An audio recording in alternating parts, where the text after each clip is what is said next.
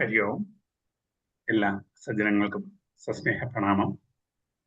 സംബന്ധിക്കുന്ന ഭാഗവത പഠന ക്ലാസ് ഇന്ന് ശ്രീമദ് ഭാഗവതം ചതുർത്ഥ സ്കന്ധം 21-ാം അധ്യായത്തിലെ 13-ാമത്തെ ശ്ലോകം മുതലാണ് ഇന്നത്തെ ക്ലാസ് ആരംഭിക്കുന്നത്. നമ്മളുടെ ക്ലാസ് നയിക്കുന്നത് ഭാഗവതാചാര്യൻ ഡോക്ടർ പി.വി. വിശ്വനാഥൻ നമ്പൂതിരി സാറാണ്.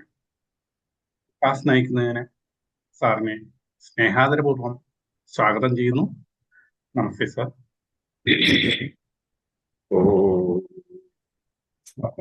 വദതു ഫഹ്മൗ വിനക്തു ഫഹവീര്യം കരവാവഹൈ തേജസ്വിനാവധീതംസ്തു മാ വിദ്വിഷാവഹൈ. ഓം ശാന്തി ശാന്തി ശാന്തി. യം പ്രൗവ്രജന്തമരുപേതമുപേതകൃത്യം വൈപായനോ വിരഹകാതരയാജുഹാവാം പുത്രേതി തന്മയതയാദരവോഭിനേതുസ്തം സർവഭൂതഹൃദയം. സമാദരണീയരായ എല്ലാ പഠിതാക്കൾക്കും വിനീതമായ പ്രണാമം. മുമ്പ് പറഞ്ഞ പോലെ ചതുർത്ഥസ്കന്ധം 21-ാം അധ്യായം ശ്ലോകം 13 മുതൽ ആരംഭിക്കും. അധ്യായം 21 ശ്ലോകം 13. ഏകദാഫിന്മഹാസത്രദീക്ഷാ തത്തദിവൗകുസാം സമാജോ ബ്രഹ്മർഷീണം ജരാജർഷീണം ജഫത്തമാം. ഏകദാ ഒരിക്കൽ ആഫീദ് മഹാസത്രദീക്ഷ, മഹത്തായൊരു സത്രത്തിന് വേണ്ടിയുള്ള ദീക്ഷ. ദീക്ഷ എന്ന് വെച്ചാൽ വ്രതം എന്നാണ് അർത്ഥം. സത്രദീക്ഷ എന്ന് വെച്ചാൽ സത്രത്തിന് വേണ്ടിയുള്ള വ്രതം എന്നർത്ഥം. വിവാഹദീക്ഷ, വിവാഹത്തിന് വേണ്ടിയുള്ള വ്രതം. പുത്രദീക്ഷ അല്ലെങ്കിൽ ഗർഭദീക്ഷ, പുത്രൻ ഉണ്ടാവാനുള്ള വ്രതം. ദീക്ഷയ്ക്ക് വ്രതം. ഇവിടെ സത്രത്തിന് വേണ്ടിയുള്ള ദീക്ഷ. തത്ര അവിടെ, ആ രാജ്യത്ത്. ദിവൗകസാം സമാജോ, ദേവന്മാരുടെ കൂട്ടം. ദിവൗകസന്മാർ ദേവന്മാർ. ദിവൗകസാം സമാജോ, ദേവന്മാരുടെ കൂട്ടം. ബ്രഹ്മർഷീണം ച രാജർഷീണം ച, ദേവന്മാർ മാത്രമല്ല ബ്രഹ്മർഷികളും രാജർഷികളുടെയും ഒരു സമാജം. ഹേ സത്തമ, അല്ലയോ ശ്രേഷ്ഠനായ രാജാവേ. തത്ര ആഫീത്, അവിടെ ഉണ്ടായി. അല്ലയോ ശ്രേഷ്ഠൻ വിളിച്ച വിതുരയാണ്. ഹേ വിതുര. പൃഥു മഹാരാജാവ് രാജ്യത്തിൽ തിരിച്ചെത്തിയതിനു ശേഷം ആദ്യം ചെയ്ത ഒരു സത്കർമ്മം, ഒരു യാഗം ചെയ്യാൻ ആഗ്രഹിക്കലാണ്. ആ യാഗത്തിനു വേണ്ടി എല്ലാവരെയും ക്ഷണിച്ചു വരുത്തിയ ഋത്തുക്കളെല്ലാം. അതിൽ ദേവന്മാരുണ്ട്, ബ്രഹ്മർഷിമാരുണ്ട്, രാജർഷിമാരുണ്ട്. ഇങ്ങനെ വലിയ സജ്ജനങ്ങളുടെ സഭ അവിടെ നിറഞ്ഞു നിന്നു. ഒരിക്കൽ ഏകദാഫിന്മഹാസപ്തദീക്ഷാ തത്തദിവൗകസാം സമാജോ ബ്രഹ്മർഷീണം ജരാജർഷീണം ജ ഫത്തമാ. ഹേ ഫത്തമാ. ഏകദാ തത്ര മഹാസത്രദീക്ഷ ആസീത്. ദിവൗകസാം ബ്രഹ്മർഷീണം രാജർഷീണം ച സമാജഃ ആസീത്. ഏകദാഫിന്മഹാസത്രദീക്ഷാ തത്ര ദിവൗകസാം സമാജോ ബ്രഹ്മർഷീണം ച രാജർഷീണം ച ഫത്തമാം. ഏകദാഫിന്മഹാസത്രദീക്ഷാ തത്ര ദിവൗകസാം സമാജോ ബ്രഹ്മർഷീണം ച രാജർഷീണം ച ഫത്തമാം. തസ്മിന്നർഹത്സു സർവേഷു സ്വർച്ചിതേഷു യഥാർഹതാം. ഉത്ഥിതഃ സദസോ മധ്യേ താരാണാം ഉപരാടിവാം. തസ്മിൻ അർഹത്സു സർവേഷു സു അർച്ചിതേഷു സ്വർച്ചിതേഷു, നന്നായി അർച്ചിക്കപ്പെട്ടപ്പോൾ. സു അർച്ചിതേഷു സ്വർച്ചിതേഷു, യഥാ അർഹത, അർഹതയനുസരിച്ച്. തസ്മിൻ, അവിടെ. സർവേഷു അർഹത്സു, എല്ലാ പൂജ്യന്മാരിലും അർഹതയനുസരിച്ച് പൂജിക്കപ്പെട്ടപ്പോൾ സത്രത്തിൽ വന്നു ചേരുന്ന സജ്ജനങ്ങൾ പല വിഭാഗക്കാരാണ്. ദേവന്മാരുണ്ട്, ബ്രഹ്മർഷിമാരുണ്ട്, രാജർഷിമാരുണ്ട്. ഇവരെയൊക്കെ സ്വീകരിക്കേണ്ടത്, പൂജിക്കേണ്ടത് ഓരോ വിധാനത്തിൽ കൂടിയാണ്. അങ്ങനെ പൃഥുമഹാരാജാവ് എല്ലാവരെയും പൂജിച്ചു കഴിഞ്ഞപ്പോൾ ഉത്ഥിത ഫദഫു മധ്യേ, ഫദഫഹ മധ്യേ, ഫദഫിന്റെ നടുക്ക് എഴുന്നേറ്റു നിന്ന് ആര്? പൃഥുമഹാരാജാവ്. താരാണാം ഉടുരാട് ഇവ, നക്ഷത്രങ്ങൾക്ക് ചന്ദ്രൻ എന്ന പോലെ. താരാണാം, നക്ഷത്രങ്ങൾക്ക് ഉടുരാട് ഇവ, ഉടുരാട് ചന്ദ്രൻ. ഉഡു നക്ഷത്രമാണ്. ഉടുരാട്ട് എന്ന് വെച്ചാൽ ഉടുരാജ എന്നർത്ഥം. നക്ഷത്രങ്ങളുടെ രാജാവാണ് ചന്ദ്രൻ. കൊണ്ട് ഉടുരാട് ഇവ, ചന്ദ്രൻ എന്ന പോലെ. അപ്പൊ അവിടെ കൂടിയിരിക്കുന്ന ഫത്തുക്കളായ സഭയിലെ എല്ലാവരെയും നക്ഷത്രങ്ങളെപ്പോലെ തിളങ്ങുന്നവരാണ്. അതിന്റെ നടുക്ക് ചന്ദ്രനെ പോലെ പൃഥുമഹാരാജാവ് എഴുന്നേറ്റ് നിന്നു ആ സഭയിൽ. തസ്മിൻ അർഹൽസു സർവേഷു വർച്ചിതേഷു യഥാർഹതാം ഉത്ഥിത ഫദഫു മധ്യേ താരാണാമുടുരാടിവാം. തസ്മിൻ അർഹത്സു സർവേഷു യഥാർഹതഃ സു അർച്ചിതേഷു ഫദഫഃ മധ്യേ താരാണാം ഉടുരാട് ഇവ ഉത്ഥിതഃ. തസ്മിൻ അർഹത്സു സർവേഷു സ്വർച്ചിതേഷു യഥാർഹതാം ഉത്ഥിത ഫദഫു മധ്യേ താരാണാമുടുരാടിവാം. തസ്മിൻ അർഹത്സു സർവേഷു സ്വർച്ചിതേഷു യഥാർഹതാം ഉത്ഥിത ഫദഫു മധ്യേ താരാണാമുടുരാടിവാം. പ്രാംശു പീനായതഭുജോ ഗൗര കഞ്ചാരുണേക്ഷണാം ഫുനാഫുമുഖ സൗമ്യ പീനാംഫ ഫുദ്വിജസ്മിതാം. നീ എഴുന്നേറ്റ് നിന്ന് ചന്ദ്രനെ പോലെ ശോഭിക്കുന്ന പൃഥ്വിചക്രവർത്തിയെ ഒന്ന് വർണ്ണിക്കുക. സാധാരണ സ്ത്രീ സൗന്ദര്യത്തെയാണ് വർണ്ണിക്കാറുള്ളത്. ഇവിടെ തിരിച്ച് വിപരീതമായിട്ട് പൗരുഷ സൗന്ദര്യത്തെ വർണ്ണിക്കുകയാണ്. അത് മഹാകവികൾ പോലും അധികം ചെയ്യാറില്ല. ആകപ്പാട് നൈഷധത്തിൽ ശ്രീഹർഷൻ മാത്രമേ ഉള്ളൂ നളന്റെ സൗന്ദര്യം വർണ്ണിച്ചിട്ട്. ബാക്കി എങ്ങും പുരുഷ സൗന്ദര്യത്തെ അധികം വർണ്ണിക്കാറില്ല. പക്ഷെ ഇദ്ദേഹം പൃഥുവിനെ കുറിച്ച് കുറേ ശ്ലോകത്തിൽ സുന്ദരമായ ഒരു വർണ്ണന മുമ്പിൽ നിർത്തുകയാണ്. പ്രാംശു, നീളമുള്ളവനാണ്. ഈ പൃഥുവിനെ എന്ന് നേരിട്ട് കണ്ടപോലെ പറയാണ്. നല്ല ഹൈറ്റ് ഉണ്ട്, പ്രാംശുവാണ്. പീനായതഭുജ, നീണ്ടു തടിച്ച കൈകളാണ്. പീനം തടിച്ചത്, ആയതം നീണ്ടത്. പീനായതം തടിച്ചു നീണ്ട രണ്ട് കൈകൾ. ഗൗര കഞ്ചാരുണേക്ഷണ, വെളുത്ത നിറമുള്ള, ഇളം വെളുപ്പ് നിറമുള്ളവനാണ്. ഗൗരവർണം ഉള്ളവനാണ്. കഞ്ച അരുണേക്ഷണ, ചെന്താമര പോലെ അല്പം ചുവന്ന കണ്ണുകളുള്ളവനാണ്.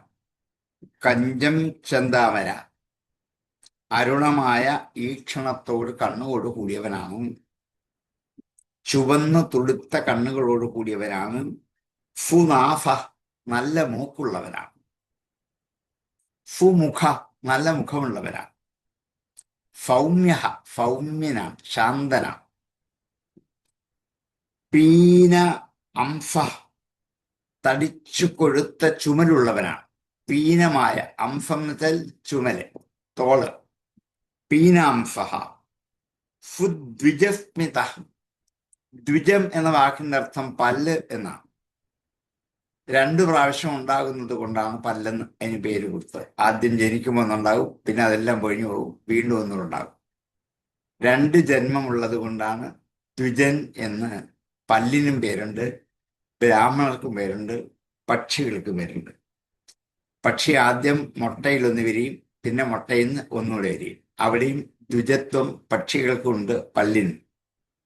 ദ്വിജസ്മിത എന്ന് വെച്ചാൽ നല്ല പല്ലുകൊണ്ട് പുഞ്ചിരിക്കുന്നതാണ്. ഫുദ്വിജസ്മിത, നല്ല പല്ലുകൾ കൊണ്ട്, സുന്ദരമായ പല്ലുകൾ കൊണ്ട് പുഞ്ചിരിക്കുന്നവൻ. പ്രാംശുപ്പീനായതഭുജോ ഗൗരക്കഞ്ചാരുണേക്ഷണാം ഫുനാഫമുഖൗമ്യപ്പീനാം ഫുദ്വിജസ്മിതാം.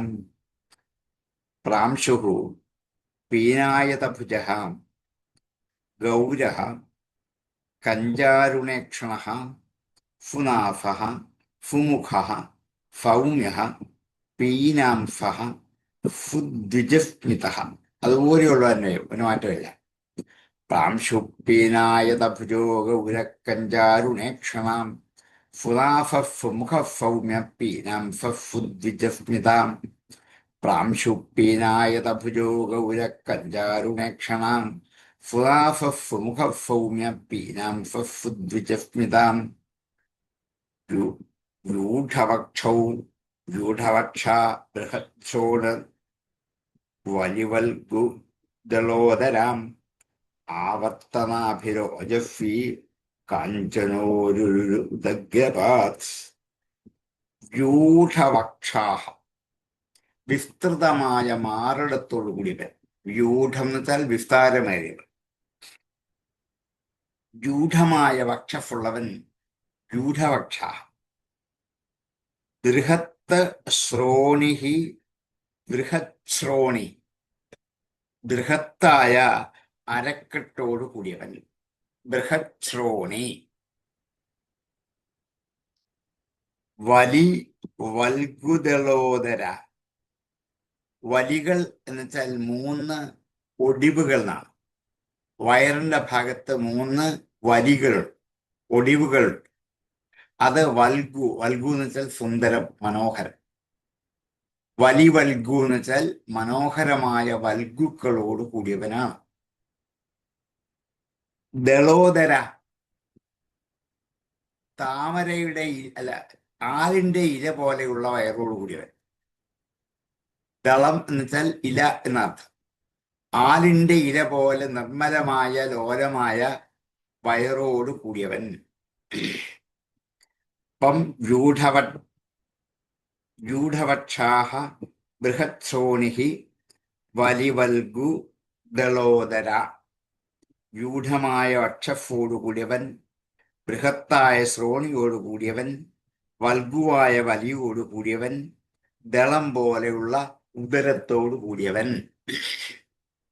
രൂഢവക്ഷാ ബൃഹത്സോണർ വലിവൽഗുദളോദരാം ആവർത്തനാഭിഹി. ആവർത്തം ചുഴിയാണ്. ഈ പുഴയിലൊക്കെ വെള്ളപ്പൊക്കത്തിൽ ചുഴി കാണാം. അതേ ആകൃതിയിലുള്ള നാഭി, പൊക്കിൾ ഉള്ളവനായിരിക്കണം. കുഴിഞ്ഞ പൊക്കിൾ നാഭിസ്ഥാനത്തോടു കൂടിയവൻ. ആവർത്തനാഭിഹി ഓജഫ്വി. ഓജഫുള്ളവനാണ്. കാഞ്ചന ഊരുഹു സ്വർണം പോലെയുള്ള തുഴകളോടുകൂടിയവൻ. കാഞ്ചനോരുഹു. ഉദഗ്രപാത് ഉന്നതമായ കാലടിയോട് കൂടിയവൻ. കാലിന്റെ വിരലിന്റെ അഗ്രഭാഗം അല്പം ഉയർന്നിരിക്കണം, താണിരിക്കരുത്. അത് പൗരുഷ സൗന്ദര്യത്തിന്റെ ഏറ്റവും മഹത്തായ ഒരു ഘടകമാണ്. വിരലിന്റെ നഖത്തിന്റെ ആ ഭാഗം അല്പം ഉയർന്നിരിക്കണം. അതുകൊണ്ടാണ് ഉദഗ്രപാത് എന്ന വിശേഷണം കൊടുത്തത്. ആവർത്തനാഭിഹി ഓജഫ്വി കാഞ്ചനോരുഹു ഉദഗ്രപാത്. ആവർത്തനാഭിരോജഫ്വി കാഞ്ചനോരുരുദഗ്രപാത്.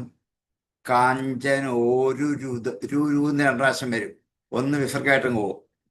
കാഞ്ചന ഊരുഹു കാഞ്ചനോരുഹു, പിന്നെ ഇല്ല. ഉദഗ്രപാത് എന്നേ വരുള്ളൂ. ചൊല്ലുമ്പോൾ ഒന്നിച്ചു വരും. കാഞ്ചനോരുരുദഗ്രപാത് എന്ന് 2 കേൾക്കും ചൊല്ലുമ്പോൾ. വ്യൂഢവക്ഷാ ബൃഹത്സോണർ വലിവൽഗുകളോദരാം ആവർത്തനാഭിരോജഫ്വി കാഞ്ചനോരുരുദഗ്രപാത്. വ്യൂഢവക്ഷാഃ ബൃഹത്സോണിഃ വലിവൽഗു ദളോദരഃ ആവർത്തനാഭിഃ ഓജഫ്വി കാഞ്ചനോരുഹു ഉദഗ്രപാത്. വ്യൂഢവക്ഷാ ബൃഹത്സോണിഃ വലിവൽഗുദളോദരാം ആവർത്തനാഭിരോജഫീ കാഞ്ചനോരുരുദഗ്രപാത് ഗൂഢവക്ഷാബൃഹക്ഷോണം വലിവൽഗുദലോദരാം ആവർത്തനാഭിരോജഫീ കാഞ്ചനോരുരുദഗ്രപാത് സൂക്ഷ്മവക്രഫിതസ്നിഗ്ധമൂർധജ കമ്പുകന്ധരാം മഹാധനേതുകൂലഗ്രേ പരിധായോപവീയതാം സൂക്ഷ്മ വക്ര അഫിത സ്നിഗ്ധ മൂർധജ. മൂർധജം മുടിയാണ്.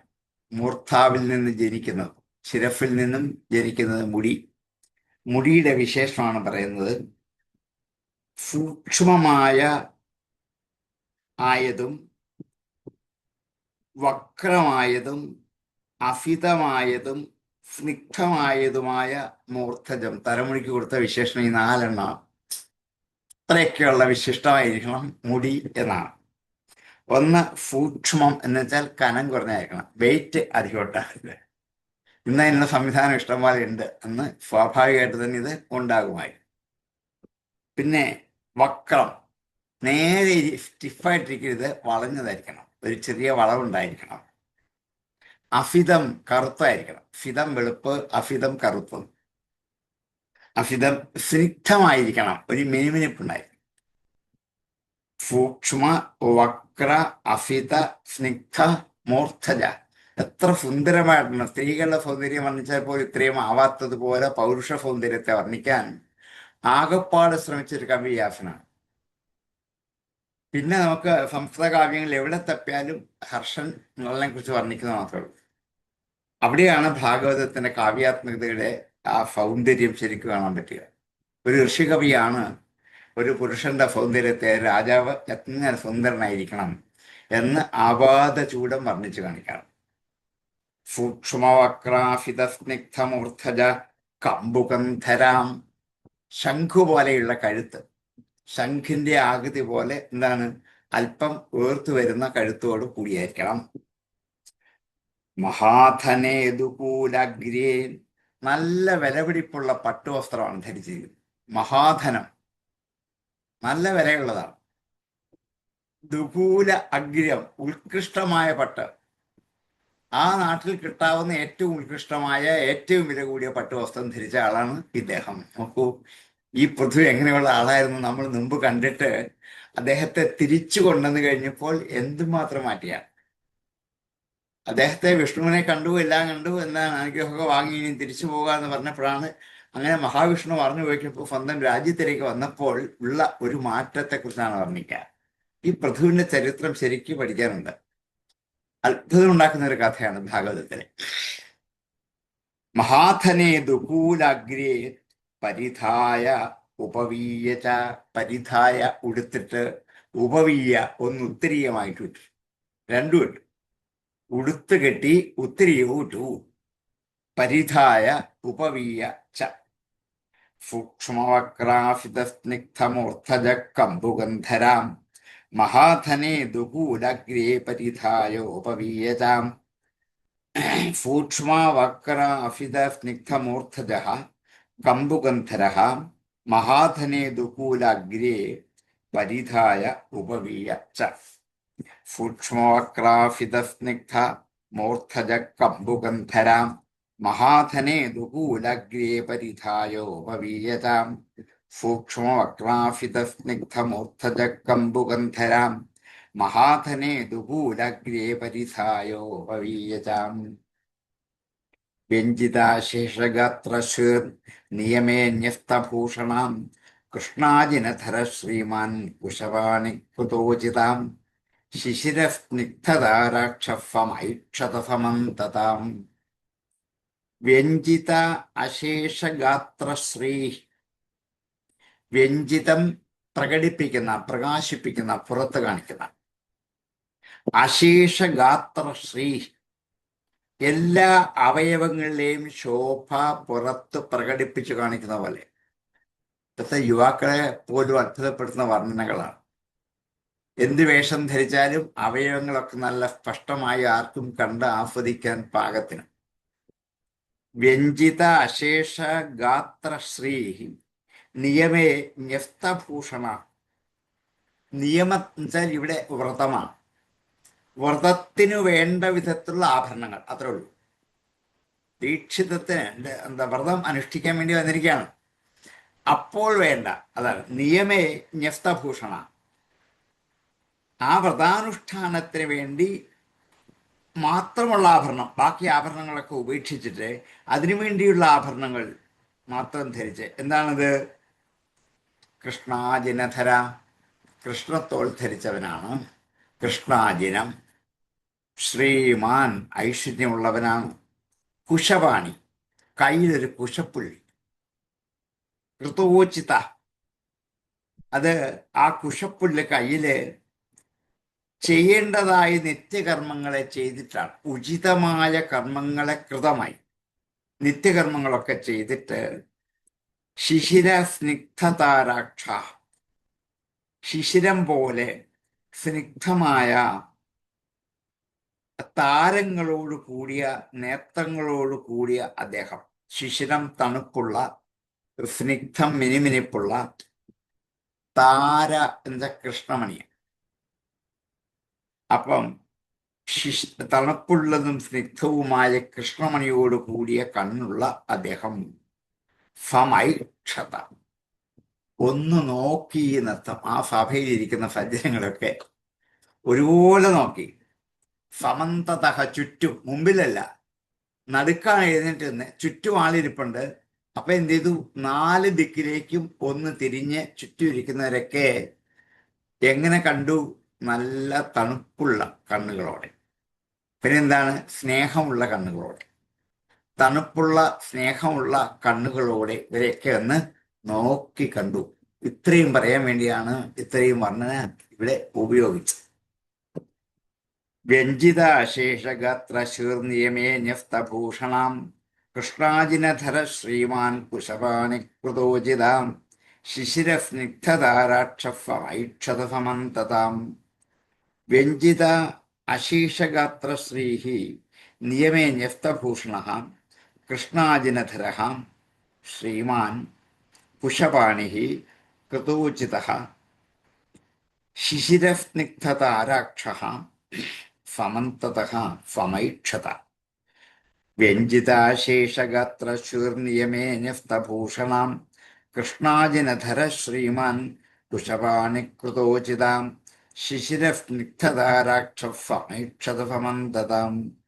വ്യഞ്ജിതാശേഷഗാത്രശൂർനിയമേ ന്യസ്തഭൂഷണാം കൃഷ്ണാജിനധര ശ്രീമാൻ കുശപാണി കൃതോചിതാം ശിശിരസ്നിഗ്ധതാരാക്ഷൈക്ഷത സമന്തതാം. ഇപ്പോഴാണ് സമൈക്ഷത എന്നൊരു ക്രിയാപദം പറഞ്ഞത്. ഇതുവരെ ഇല്ല, മുഴുവൻ വർണ്ണനകളാണ്. ഇങ്ങനെയുള്ള രാജാവ് ഇങ്ങനെയുള്ള കണ്ണുകൊണ്ട് ചുറ്റും നിൽക്കുന്ന സജ്ജനങ്ങളെ, ദേവന്മാരുണ്ട്, ദേവർഷിമാരുണ്ട്, ബ്രഹ്മർഷിമാരുണ്ട്, രാജർഷിമാരുണ്ട്, അവരൊക്കെ ഒന്ന് നോക്കി.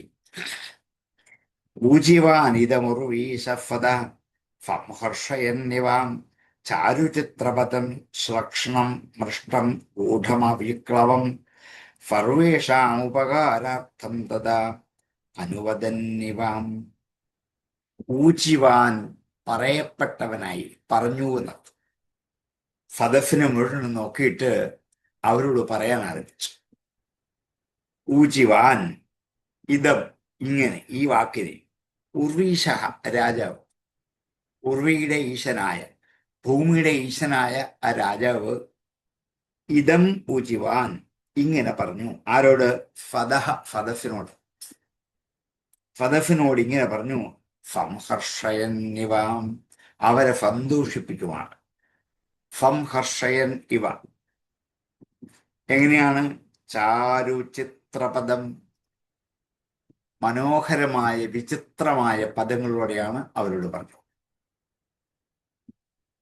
വാക്ക് കേൾക്കുമ്പോൾ സന്തോഷമുണ്ടാകും. സന്തോഷിപ്പിക്കുന്ന വാക്കുകളായിരിക്കണം. വഴക്ക് പറഞ്ഞാലും എന്തിനു പറഞ്ഞാലും കേൾക്കുമ്പോൾ സന്തോഷം ഉണ്ടാകും. നമുക്ക് തിരിച്ചാണ്. ഉപദേശിച്ചാലും നല്ലത് പറഞ്ഞാലും ഒക്കെ നല്ല വിചിത്രമായ പദങ്ങൾ തിരികെ കേൾക്കുന്നവർക്ക് ഇമ്പമുണ്ടാക്കുന്ന വാക്കിൽ കൂടി പറഞ്ഞാൽ ആർക്കും ഒരു പാരുഷ്യവും ഉണ്ടാവില്ല. അതുകൊണ്ട് ചാരുവായ മനോഹരമായ ചിത്രപദം, ശ്രക്ഷണം, സുകുമാരമാണ്, കടുപ്പമേറിയ വാക്കുകളൊന്നുമില്ല. മൃഷ്ടം, സമർത്ഥമാണ്, വാക്കിനൊരു പഞ്ഞവുമില്ല. എന്നാൽ അടുത്ത ഒരു വാക്ക് ഒരു പദമൊന്ന് ആലോചിച്ചിട്ട് അങ്ങനെയില്ല, കണ്ടിന്യൂസ് ആയിട്ട് ഒഴുകി വരികയാണ്. മൃഷ്ടം, ഗൂഢം, അവിക്ലവം. ഗൂഢമാണ്, ഗംഭീരമായ അർത്ഥം അതിനകത്ത് ഒളിച്ചിരിപ്പുണ്ട്. എങ്ങനെ സംഭാഷണം ചെയ്യുന്ന പറഞ്ഞു തരിക. ഗൂഢമായ അർത്ഥം അതിനകത്ത് ഉണ്ടാകും. അവിക്ലവം, ഒരു വ്യാകുലതയും ഉണ്ടാവരുത്, പറയുന്നതിനൊരു തടസ്സവും ഉണ്ടാവരുത്. അനുസ്യൂതമായി ഒരു ദുഃഖമുണ്ടാകാതെ, സങ്കടമുണ്ടാകാതെ, വിഷമമുണ്ടാവാതെ മനോഹരമായ പദങ്ങൾ ചേർത്ത്, ശ്രക്ഷണമായ പദങ്ങൾ കൊണ്ട്, മൃഷ്ടമായ വാക്കുകളിലൂടെ ഗൂഢമായ അർത്ഥത്തെ കാണിക്കത്തക്ക മട്ടിൽ അവിക്ലവമായ ഇതം ഉചിവൻ. ഇങ്ങനെ പറഞ്ഞു ഈ പൃഥു ചക്രവർത്തി. ആരുടെ? സർവേഷാമുപകാരാർത്ഥം, എല്ലാവർക്കും ഉപകാരത്തിന് വേണ്ടിയാണ്. ഒരാൾക്ക് വേണ്ടി മാത്രമല്ല. ഈ പറയുന്നത് ദേവർഷിമാരോട് മാത്രമാണോ, ബ്രഹ്മർഷിമാരോട് മാത്രമാണോ, അതോ രാജാക്കന്മാരാണോ? അങ്ങനെയല്ല, എല്ലാവർക്കും ഇത് കേട്ട ഉപകാരമുണ്ട്. ഇങ്ങനെയൊക്കെ പറയണമെങ്കിൽ എന്ത് പാടണം? ഇത്രയുള്ള വാക്കുകൾ വേണം, ഗൂഢമായ അർത്ഥം വേണം, കേൾക്കുന്നവർക്ക് എപ്പോഴുണ്ടാകണം, കണ്ടിന്യൂസ് ആയിട്ട് വരികണം, ചിരിച്ചുകൊണ്ട് പറയണം, കേൾക്കുന്നവർക്കും ചിരിയുണ്ടാകണം.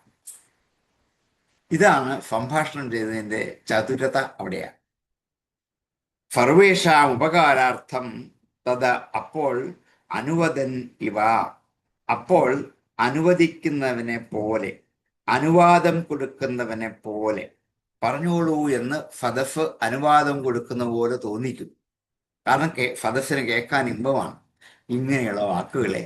നിൽക്കൂ, ഈ വാക്ക് പറയാൻ വേണ്ടിയാണ് ഈ 6 വരെയുള്ള ശ്ലോകം അവിടെ ഉപയോഗിച്ചത്. എങ്ങനെയുള്ള വാക്കുകളാണ് പറഞ്ഞത്? ഇത്രത്തോളം ഒരു മിഴിവുറ്റ കഥാപാത്രമാക്കി ഭഗവത് അവതാരമായ പൃഥുവിനെ വർണ്ണിച്ചത് അറിഞ്ഞുകൊണ്ട് തന്നെയാണ്. ഇനി ഇദ്ദേഹം പറയുന്ന വാക്കുകളെ കുറിച്ച് കേൾക്കുമ്പോൾ അറിയാം. ഊജിവാനിതമുർവീഷഫദർഷയന്നിവാം ചാരുചിത്രപദം ശ്ലക്ഷണം മൃഷ്ടം ഗൂഢം അവിക്ലവം സർവേഷാം ഉപകാരാർത്ഥം തദാ അനുവദന്നിവാം ഫദഃ സംഹർഷയൻ ചാരു ചിത്രപദം ശ്ലക്ഷണം മൃഷ്ടം ഗൂഢം അവിക്ലവം ഇദം ഉർവീഷഃ ഉജിവാൻ. ഊജിവാനിതമുർവീഷഫദർഷയന്നിവാം ചാരു ചിത്രപദം ശ്ലക്ഷണം മൃഷ്ടം ഗൂഢമവിക്ലവം സർവേഷാമുപകാരാർത്ഥം തദാ അനുവദന്നിവാം. ഊജിവാനിതമുർവീഷഫദർഷയന്നിവാം ചാരുചിത്രപദം ശ്ലക്ഷണം മൃഷ്ടം ഗൂഢമവിക്ലവം സർവേഷാമുപകാരാർത്ഥം തദാ അനുവദന്നിവാം. രാജോവാച.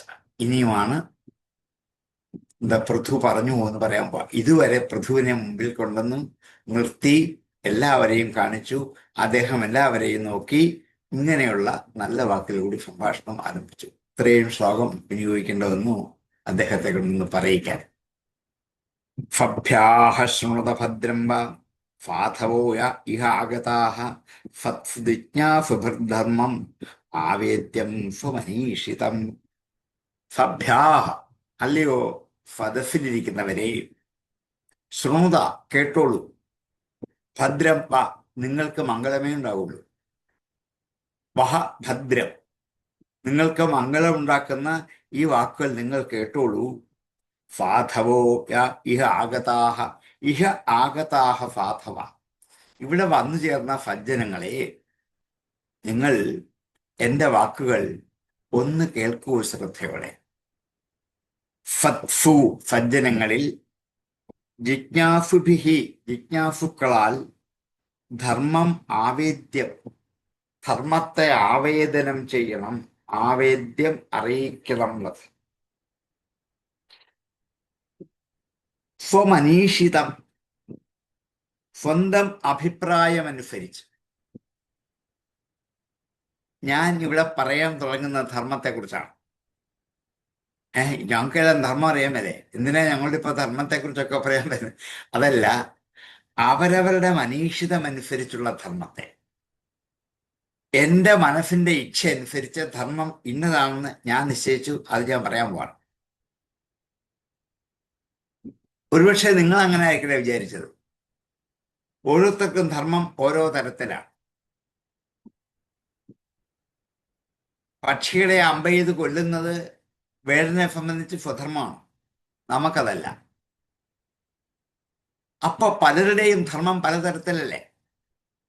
എന്റെ മനീഷിതമായ ധർമ്മത്തെ ഞാൻ നിങ്ങളോട് ആവേദയെ, ആവേദ്യം അറിയിക്കേണ്ടതാണ്. അത് ശാസ്ത്ര നിയമമാണ്. അതുകൊണ്ടാണ് ഞാൻ പറയാൻ പോവുക. നിങ്ങൾ ജിജ്ഞാസുക്കളാണ്, അറിയാൻ ആഗ്രഹിക്കുന്നവരാണ്.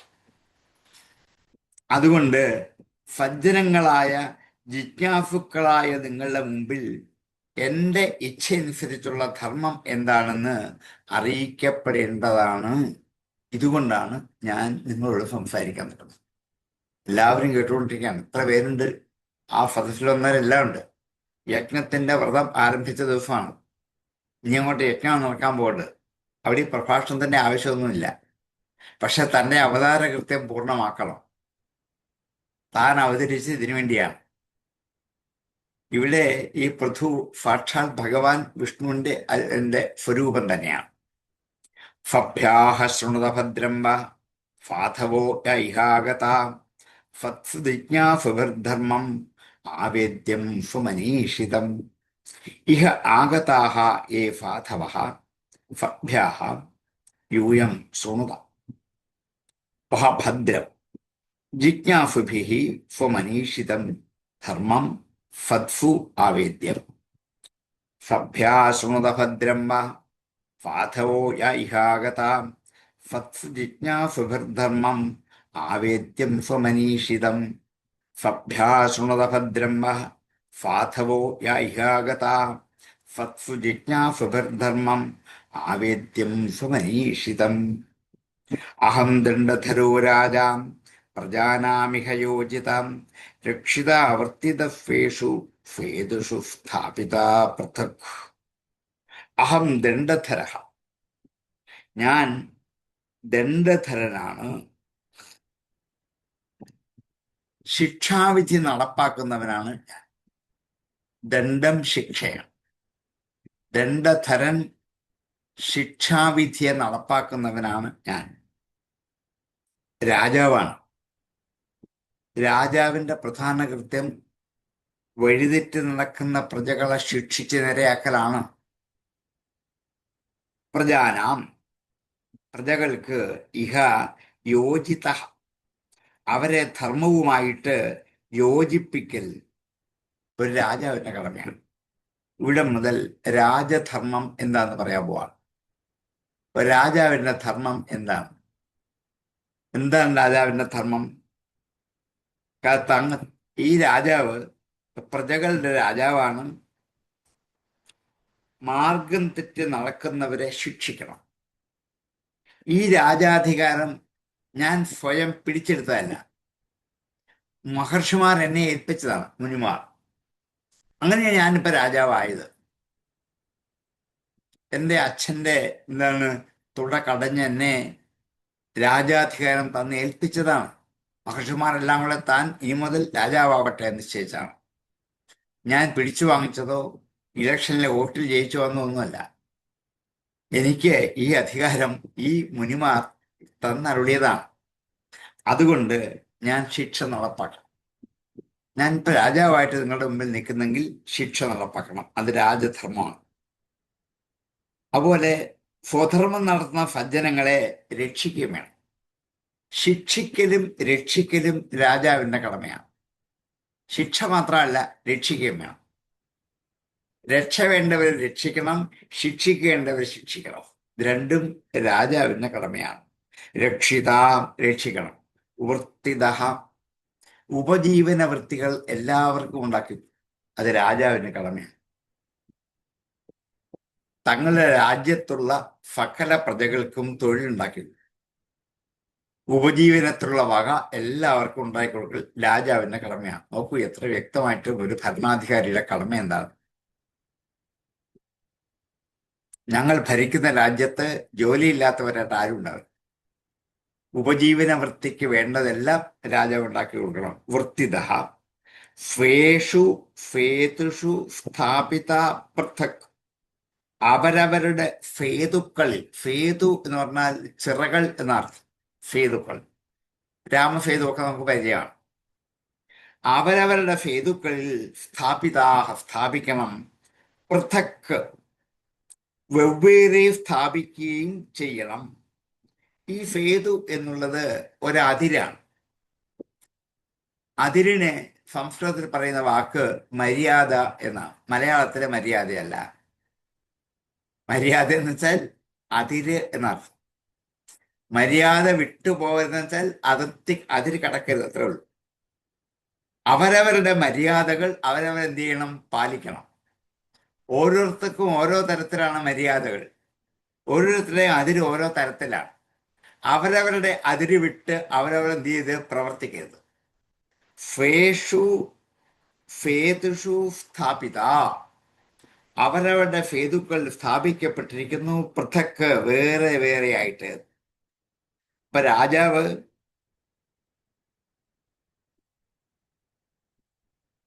ശിക്ഷിക്കുകയും രക്ഷിക്കുകയും ചെയ്യണം. അധർമ്മികളെ ശിക്ഷിക്കണം. സദ്ധർമ്മികളെ രക്ഷിക്കണം. ഉപജീവനത്തിന് വേണ്ടിയുള്ള വസ്തുക്കൾ എല്ലാവർക്കും ഉണ്ടാക്കി കൊടുക്കണം. വിവേകമില്ലാതെ പോകുന്നവരെ അവരുടെ ധർമ്മത്തിൽ നിന്നും അപ്പുറത്ത് കടക്കാൻ അനുവദിക്കാതെ അതിരിന്റെ അകത്ത് നിർത്തി സംരക്ഷിക്കണം. എങ്ങനെയൊക്കെയാണ് രാജാവ് രാജ്യം ഭരിക്കേണ്ടത്? ഇത് ശരിക്കും അറിഞ്ഞിട്ടേ രാജ്യം ഭരിക്കാൻ പോകാം. ഈ പൃഥ്വിയിലാണ് രാജധർമ്മങ്ങൾ എന്തൊക്കെയാണെന്ന് വിസ്തരിച്ച് പറയാൻ പോവാം. അഹം ദണ്ഡധരോ രാജ പ്രജാനാമിഹ യോജിതാം രക്ഷിത വർത്തിതഫേഷു ഫേദുഷു സ്ഥാപിത പൃഥക്. ഇഹ അഹം പ്രജാനാം രാജ യോജിത ദണ്ഡധര രക്ഷിത വർത്തിത ഫേഷു ഫേദുഷു പൃഥക് സ്ഥാപിത. അഹം ദണ്ഡധരോ രാജ പ്രജാനാമിഹ യോജിതാം രക്ഷിത വർത്തിതഫേഷു ഫേദുഷു സ്ഥാപിത പൃഥക്. അഹം ദണ്ഡധരോ രാജ പ്രജാനാമിഹ യോജിതാം രക്ഷിത വർത്തിതഫേഷു ഫേദുഷു സ്ഥാപിത പൃഥക്.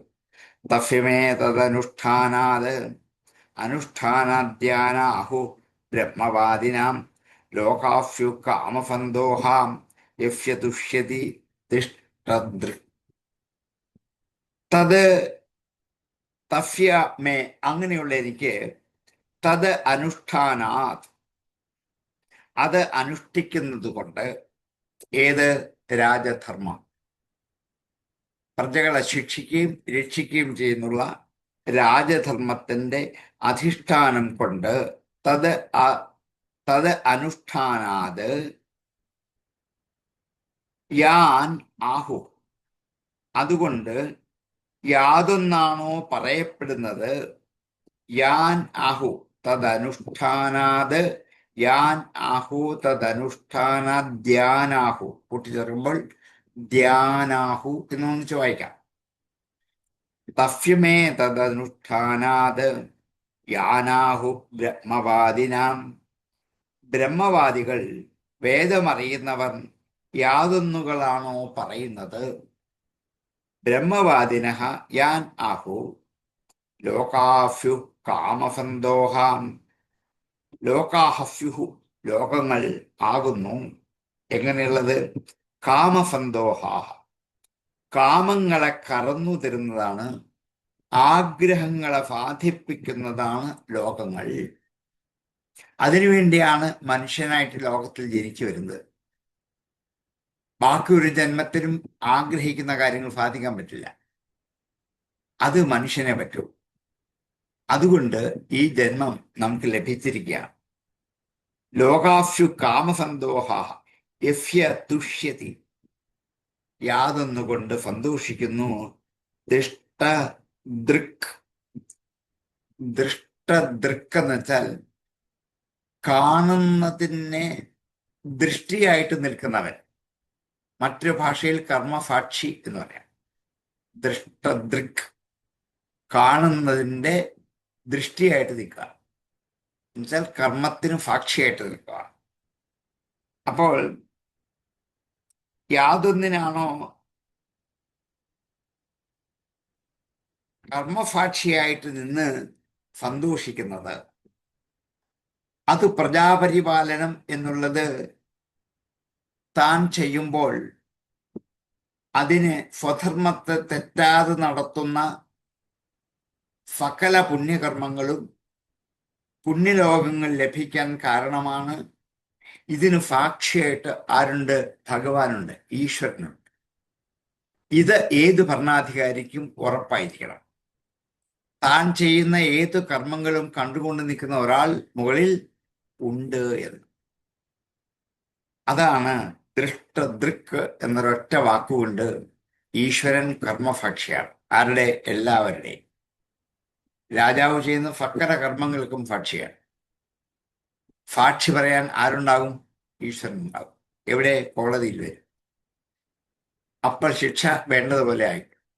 ഈ ഒരു ധാരണ ഒരു ഭരണാധികാരിക്ക് എപ്പോഴും ഉള്ളിൽ ഉണ്ടായിരിക്കണം.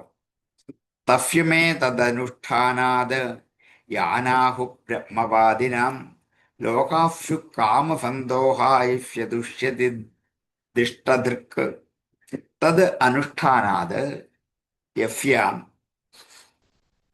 ദിഷ്ടദൃക്ക് തുഷ്യതി ബ്രഹ്മവാദിനഃ യാൻ ആഹുഃ കാമസന്തോഹാഃ ലോകാഃ തഫ്യമേ സ്യുഃ. തഫ്യമേ തദനുഷ്ഠാനാദ്യാനാഹു ബ്രഹ്മവാദിനാം ലോകാസ്യു കാമസന്തോഹായിഷ്യതുഷ്യതി ദിഷ്ടദൃക്ക്. തഫ്യമേ തദനുഷ്ഠാനാദ്യാനാഹു ബ്രഹ്മവാദിനാം ലോകാസ്യു കാമസന്തോഹായിഷ്യതുഷ്യതി ദിഷ്ടദൃക്ക്.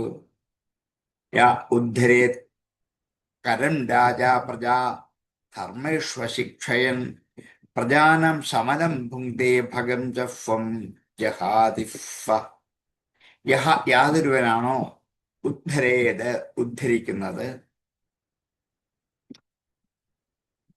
കരം രാജ, യഹ രാജ, യാതൊരു രാജാവാണോ കരം സ്വീകരിച്ചുകൊണ്ട് പ്രജാഹ ധർമ്മേഷു അശിക്ഷയൻ, പ്രജകളെ ധർമ്മങ്ങളിലേക്ക് പ്രവർത്തിപ്പിക്കുക. അശിക്ഷയൻ എന്ന് വെച്ചാൽ പഠിപ്പിക്കുക, പ്രചരിക്കുക, എന്താ പ്രവർത്തിപ്പിക്കാതെ.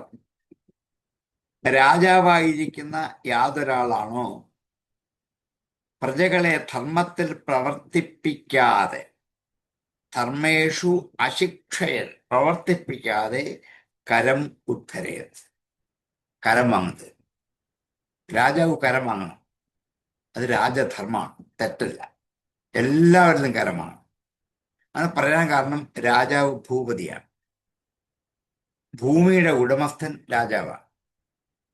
ഭൂപതി രാജാവാണ്. ഈ ഭൂമി മുഴുവൻ ആരുടെയാണ്? രാജാവിൻ്റെ. രാജാവിൻ്റെ ഉടമസ്ഥതയിലാണ് ഭൂമി നിൽക്കുന്നത്. അതുകൊണ്ടാണ് എൻ്റെ ഒരേക്കർ സ്ഥലം ഞാൻ മരിച്ചു കഴിഞ്ഞ് എൻ്റെ മകന് കൊടുക്കണമെങ്കിൽ അത് സർക്കാരിൽ പോയിട്ട് തിരിച്ചു വരണം, പോക്കുവരവ് ചെയ്യണം എന്ന് പറയും. ഇതിൻ്റെ ആവശ്യമില്ല. എൻ്റെ ആണെങ്കിൽ എൻ്റെ അല്ല, ഇതാരുടെയാണ്? രാജാവിൻ്റെ. അതുകൊണ്ട് എന്ത് ചെയ്യണം? വില്ലേജ് ഓഫീസിൽ പോയിട്ട് വീണ്ടും തിരിച്ച് മകൻ്റെ അടുത്ത് വരണം. പോക്കുവരവ് എന്ന് മലയാളത്തിൽ പറയും. ഇത് തന്നെയാണ് കാരണം. എന്താണ്? എൻ്റെ ആണെങ്കിൽ പോക്കുവരേണ്ട ആവശ്യമില്ലല്ലോ, എൻ്റെ അല്ല. പിന്നെ ആരുടെയാണ്? ഭൂമി മുഴുവൻ രാജാവിൻ്റെയാണ്. അതുകൊണ്ട് ഈ ഭൂമിയിൽ എന്ത് ചെയ്താലും രാജാവിന് കറങ്ങും. ഒരേക്കർ സ്ഥലം എൻ്റേതായിട്ട് വളച്ചു കെട്ടി ഞാൻ എടുത്തു കഴിഞ്ഞാൽ രാജാവിന് എന്ത് ചെയ്യണം? ആ ഭൂമിയുടെ കരം കൊടുക്കണം, സ്ഥലത്തിന് കരം കൊടുക്കണം.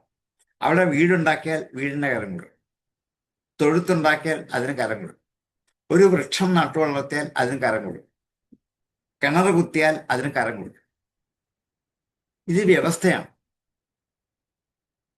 കാരണം രാജാവിൻ്റെ രാജ്യത്ത് യാചകന്മാർ പോലും കരം കൊടുക്കണമെന്ന്. യാചകന്മാരെ എവിടുന്നാണ് ഈ യാചനവൃത്തി ചെയ്യുന്നത്? ഈ രാജ്യത്തല്ലേ. അവർക്ക് കിട്ടുന്ന ഷഷ്ടാംശം, 6 രാജാവിന് കൊടുക്കണം. യാചകന്മാരിൽ നിന്ന് കരം പിരിച്ചിരുന്നു. നമുക്ക് അത്ഭുതം തോന്നും. ഭിക്ഷക്കാരിൽ നിന്ന് കരം പിടിക്കണം. കാരണം അവര് ഭിക്ഷ നടത്തുന്ന എവിടെയാണ്? രാജാവിന്റെ രാജ്യത്താണ്. അതിനവരെന്ത് ചെയ്യണം? എന്താ കരം കൊടുക്കണം. ദേവാലയങ്ങളിൽ കരം കൊടുക്കണം. ഈ ക്ഷേത്രത്തിന്റെ ഉടമസ്ഥൻ ആരാണ്? രാജാവാണ്. ഇവിടെ എന്ത് പൂജാവിധാനം ചെയ്താലും അനുദാംശം ആർക്ക് കിട്ടണം? രാജാവിന് കൊടുക്കണം. ഇത് വ്യവസ്ഥയായിരുന്ന. ഇനിയും അങ്ങനെ മേടിക്കുന്ന ധനം തിരിച്ച് 10 ഇരട്ടി പ്രജകൾക്ക് കൊടുക്കണം. ഇല്ലെങ്കിൽ മേടിക്കരുത്. ഏതുപോലെയാണ് സൂര്യൻ തൻ്റെ രശ്മി കൊണ്ട് കടലിൽ നിന്നും ധാരാളം വെള്ളമെടുത്ത് മുകളിലേക്ക് കൊണ്ടുപോയി നീരാവിയാക്കി മേഘമാക്കി ഈ എടുത്ത് ഇതിൻ്റെ 1000 മടങ്ങ് പൊഴിച്ചു കൊടുക്കും ഭൂമിക്ക്. സൂര്യൻ അങ്ങനെ. ഇതുപോലെ ആയിരിക്കും രാജാവ്. സഹസ്രഗുണമുത്സൃഷ്ടും ആദത്തെ ഹിരഫം രവി. 1000 മടങ്ങ് തിരിച്ചു കൊടുക്കാൻ വേണ്ടിയാണ് സൂര്യൻ ഇതിൽ നിന്ന് വെള്ളം എടുക്കുന്നത്. രാജാവ് കരം പിടിക്കുന്നത് അതിൻ്റെ 10 ഇരട്ടി പ്രജകൾക്ക് തിരിച്ചു കൊടുക്കും. എന്താണ്? ആശുപത്രി ഉണ്ടാക്കണം, സ്കൂൾ ഉണ്ടാക്കണം, വഴി ഉണ്ടാക്കണം, പാലം ഉണ്ടാക്കണം, എന്താ കൃഷിസ്ഥലങ്ങൾ പാകത്തിന് കൊടുക്കണം, കൃഷി ചെയ്യാൻ ലോൺ കൊടുക്കണം. ഇതൊക്കെ വ്യവസ്ഥയാണ്. ഇതൊക്കെ രാജാവ് ചെയ്യണം. ഇതിനാണ് കരം തിരിക്കുന്നത്. അതിൻ്റെ ഇരട്ടി തിരിച്ചു കൊടുക്കാനാണ്. യഹ ഉദ്ധരേത് കരം രാജ പ്രജാ ധർമ്മേഷു അശിക്ഷയൻ. ധർമ്മങ്ങൾ പ്രവർത്തിപ്പിക്കാതെ രാജാവ് കരം മേടിക്കാൻ പാടില്ല. പ്രജാനാം ശമലം ഭുങ്ക്തേ ഭഗഞ്ജഫം ജഹാതിഫ. പ്രജാനാം പ്രജകളുടെ ശമലം പാപം ഭുങ്ക്തേ അനുഭവിക്കുന്നു. പ്രജകളുടെ പാപം അനുഭവിക്കുന്നു. ഭഗഞ്ജഫം ജഹാതിഫ. ഫം ഭഗഞ്ജ തന്റെ ഐശ്വര്യത്തെ ജഹാതിജ ഉപേക്ഷിക്കുന്നു. ജനങ്ങളിൽ നിന്ന് കരം പിരിക്കുന്നത് അവർക്ക് തിരിച്ചു കൊടുക്കാതെ ഉപയോഗിക്കുകയാണെങ്കിൽ ജനങ്ങളുടെ പാപം മുഴുവൻ രാജാവിന് കിട്ടും എന്ന് മാത്രമല്ല സ്വന്തം ഐശ്വര്യം അനുഭവിക്കാനും പറ്റത്തില്ല. ഈ 2 ദോഷമാണ്. നമുക്ക് കരം പിരിക്കണം എന്ന് പറയുമ്പോൾ അതെങ്ങനെ ചെലവാക്കണമെന്ന് പറയും. അതായത് വെറുതെ കരം പിടിച്ച് സ്വന്തം ആവശ്യത്തിന് വിനിയോഗിക്കാനല്ല, പാർട്ടി ഫണ്ട് ഉണ്ടാക്കാനുമല്ല. പിന്നെ എന്തിനു വേണ്ടിയാകണം? പ്രജകൾക്ക് തിരിച്ചു കൊടുക്കണം.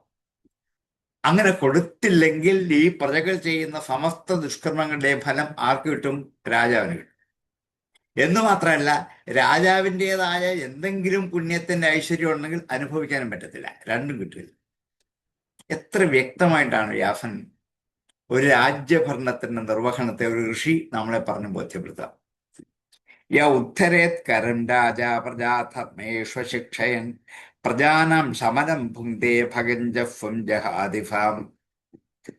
പ്രജാഃ ധർമ്മേഷു അശിക്ഷയൻ.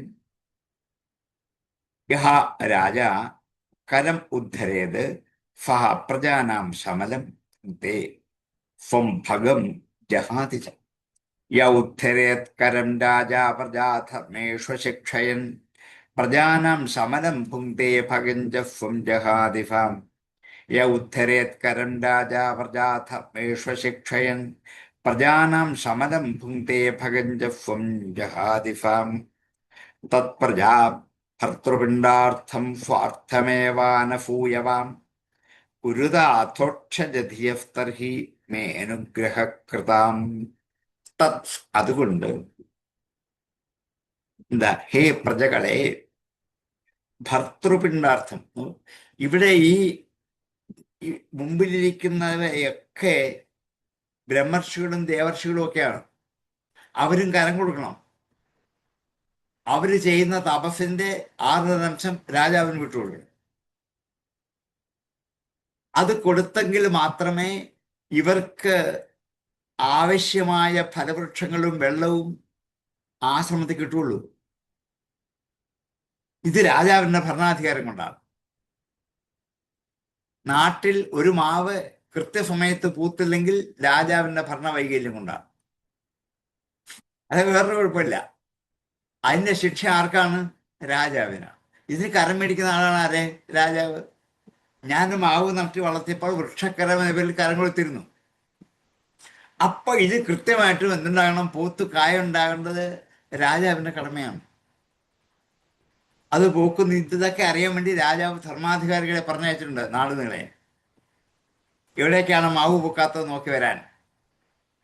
ഇതൊക്കെ നമ്മുടെ അർത്ഥശാസ്ത്രത്തിൽ ശരിക്കും വിസ്തരിച്ച് വർണ്ണിച്ച് എഴുതി വെച്ചിട്ടുള്ള. ഇതൊക്കെ അദ്ദേഹം ഈ ഭാഗവതത്തിൽ കൂട്ടി ചെയ്തു. സപ്താഹത്തിന് മുമ്പ് ആരെങ്കിലും ഇതുവരെ അറിയുമോ? ഈ പൃഥുവിന്റെ ഈ വക യാതൊരു ചരിത്രം അവിടേക്കും ആരും പറയില്ല. ശരിയായിട്ടും ഇത്രയൊക്കെ ഭാഗവതത്തിലുണ്ട് എന്ന് പഠിക്കുമ്പോഴേ നമുക്ക് ശരിക്കും അറിയാൻ പറ്റുള്ളൂ. അതാണ് ഭാഗവതത്തിന്റെ ഒരു മഹത്വം. അതുകൊണ്ട് ഹേ അല്ലയോ പ്രജകളെ, ഭർത്തൃപിണ്ഡാർത്ഥം, രാജാവിന്റെ പരഗതിക്ക് വേണ്ടി. ഇവിടെ ഭർത്താവ് ഭരിക്കുന്നവനാണ് രാജാവാണ്. രാജാവിന്റെ പിണ്ഡം അനുഷ്ഠിക്കുന്നത് എന്താണ്? പരലോകഗതിക്ക് വേണ്ടിയിട്ടാണ്. ഭർത്തൃപിണ്ഡാർത്ഥം എന്നുവെച്ചാൽ രാജാവിന്റെ പരലോകഗതിക്ക് വേണ്ടി. ഭർത്തൃപിണ്ഡാർത്ഥം സ്വാർത്ഥമേവ അനസൂയവ, അസൂയയില്ലാത്തവരായിട്ട്, സ്വാർത്ഥമേവ സ്വന്തം പ്രയോജനത്തെ തന്നെ ഉള്ളിൽ കണ്ടുകൊണ്ട് കുരുത ചെയ്യൂ. നിങ്ങളൊക്കെയും അവരവരുടെ ധർമ്മം ചെയ്യണം. ദേവർഷിമാർക്കൊരു ധർമ്മമുണ്ട്, ബ്രഹ്മർഷിമാർക്കൊരു ധർമ്മമുണ്ട്, രാജർഷിമാർക്കൊരു ധർമ്മമുണ്ട്. ഈ ഭൂമിയിൽ ഞാൻ ഭരിക്കുന്ന രാജ്യത്ത് ജീവിക്കുകയാണെങ്കിൽ ഈ ധർമ്മങ്ങളൊക്കെ എല്ലാം ചെയ്തിരിക്കും. എന്തൊരു ശിക്ഷയാണ്! ഒരു രാജാവിന്റെ കഴിവ് അവിടെയാണ്. ഈ സഭയിൽ വെച്ച് ഇത്രയും സംസാരിക്കാൻ ഒരു കെൽപ്പുള്ള ആളാണ് ആര്? വേനന്റെ പുത്രനായ പൃഥു. മറ്റൊരു ചക്രവർത്തി ഇങ്ങനെ ഇത്രയും നിൽക്കുന്ന ഒരു സഭയിൽ വെച്ച് വേണമെങ്കിൽ ഇദ്ദേഹത്തിന് വേറൊരു മീറ്റിംഗിൽ വെച്ച് ഇതൊക്കെ പറയാമായിരുന്നു പ്രജകളോട്. ഇത് തെരഞ്ഞെടുത്ത് എവിടെയാണ്? യജ്ഞം ചെയ്യാൻ പോകുന്ന ദീക്ഷകർമ്മം ആരംഭിക്കുന്ന അന്ന് അവിടെ കൂടിയിരിക്കുന്ന എല്ലാ സദസ്സുകളും ഇതറിയണം, ഒരാൾ മാത്രമല്ല. അതുകൊണ്ടാണ് കുരുത ചെയ്യൂ. അധോക്ഷജധിയ, അധോക്ഷജൻ ഭഗവാനാണ്, ഈശ്വരനാണ്. ഇന്ദ്രിയങ്ങൾ കൊണ്ട് തിരിച്ചറിയാൻ പറ്റാത്തവനാണ്. ആ ഈശ്വരൻ എന്നുള്ള ബുദ്ധിയോട് കൂടിയിട്ട് സ്വന്തം പ്രയോജനത്തെ ചെയ്യണം. ഞാൻ ഈ ചെയ്യുന്നതൊക്കെ ഈശ്വരാർപ്പണമാണ് എന്ന ചിന്തയോടെ നിങ്ങൾ എന്ത് ചെയ്യണം? ഓരോരുത്തരും അവരുടെ ധർമ്മം ചെയ്യണം. അധോക്ഷജധിയ തർഹി, എങ്കിൽ മേ അനുഗ്രഹ, എന്നാൽ എനിക്ക് അനുഗ്രഹമായി, എനിക്ക് സുഖമായി എന്ത് ചെയ്യാം? പരലോകത്തെത്തി മോക്ഷം അനുഭവിക്കാൻ പറ്റും. അതുകൊണ്ട് എന്റെ പരലോകഗതിക്ക് വേണ്ടിയെങ്കിലും നിങ്ങൾ ഈശ്വര വിചാരത്തോടെ സ്വധർമ്മം ചെയ്യണം. അത്ര മാത്രമേ ഉള്ളൂ. എത്ര ഭംഗിയായിട്ടാണ് ഇവർക്കെല്ലാം ഒരു ഉപദേശം കൊടുക്കുക. തത് പ്രജാഭർത്തൃപിണ്ഡാർത്ഥം സ്വാർത്ഥമേവാനസൂയവാം കുരുത അധോക്ഷജതിയസ്തർഹി മേ അനുഗ്രഹകൃതാം. തത് ഹേ പ്രജാഃ ഭർത്തൃപിണ്ഡാർത്ഥം അനസൂയവഃ അധോക്ഷജധിയഃ സ്വാർത്ഥം ഏവ കുരുത തർഹി മേ അനുഗ്രഹകൃതാം. തത്പ്രജാ ഭർത്തൃപിണ്ഡാർത്ഥം സ്വാർത്ഥമേവാനസൂയവാം കുരുത അധോക്ഷജധിയസ്തർഹി മേ അനുഗ്രഹകൃതാം. തത്പ്രജാ ഭർത്തൃപിണ്ഡാർത്ഥം സ്വാർത്ഥമേവാനസൂയവാം കുരുത അധോക്ഷജധിയസ്തർഹി മേ അനുഗ്രഹകൃതാം. ഇനിയും നിങ്ങൾ എന്ത് വേണം എന്ന് പറയാൻ പോകുന്ന മറ്റു വിഷയത്തിലേക്കാണ് അടുത്ത ശ്ലോകം അതിൽ പോകുന്നത്. നമ്മുടെ സമയം ഏതാണ്ട് 1 മണിക്കൂർ അതിക്രമിച്ചിരിക്കുകയാണ്. ഇനിയും ഞാൻ നീട്ടിക്കൊണ്ടുപോയാൽ നിങ്ങളുടെ ഉറക്കത്തെ പ്രതീക്ഷിക്കലാകും. അത് ഒരു അക്രമമാണ്. ഇവിടെ അങ്ങോട്ട് പോകുന്നില്ല. ഇവിടെ നമുക്ക് ഉപസംഹരിക്കാം. ആർക്കെങ്കിലും അതിനുശേഷം സംശയം ഉണ്ടെങ്കിൽ ചോദിക്കാം. അടുത്ത ചൊവ്വയും ബുധനും ഓണം, ഉത്രാടവും തിരുവോണമാണ്. നമുക്ക് എന്തായാലും അവധി ആവണമല്ലോ. അടുത്ത ആഴ്ച ക്ലാസ് ഉണ്ടാവില്ല. പിന്നത്തെ ആഴ്ചയിലെ ക്ലാസ് ഉണ്ടാവുള്ളൂ എന്നും കൂടി പ്രഖ്യാപിച്ചുകൊണ്ട് ഇന്ന് ഉപസംഹരിക്കാം. ഓം പൂർണ്ണമദ പൂർണ്ണമിദം പൂർണ്ണാത് പൂർണ്ണമുദച്യതേ പൂർണ്ണസ്യ പൂർണ്ണമാദായ പൂർണ്ണമേവാവശിഷ്യതേ. ഓം ശാന്തി ശാന്തി ശാന്തി.